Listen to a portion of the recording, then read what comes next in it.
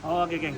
Ini ada sebiji alternator NCP93 dipahamkan dia punya bacaan bateri ni tak cantik. Buat cara manual lah. Cara manual untuk baca berapa bacaan bateri dia. Kerja-kerja berbahaya. Dekat sini ada soket. Paksalah kita doping macam ini. Ni wire body.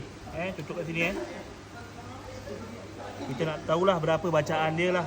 Cocok kat sini wire api Wire api daripada bateri Okey, ini wire body.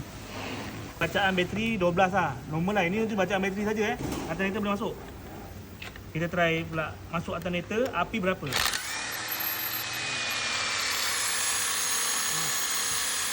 Sebelah Saya cabutnya.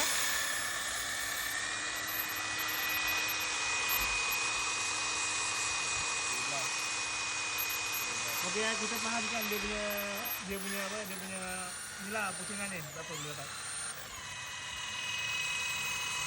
Dia drop Ini bermakna carbon tak pun dia punya ada dalam rosak lah, IC ke apalah.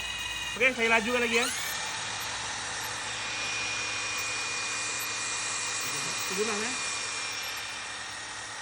nanti kita check balik lah apa buat rosak dalam ni apa-apa, stay tune tengok video nanti akan datang.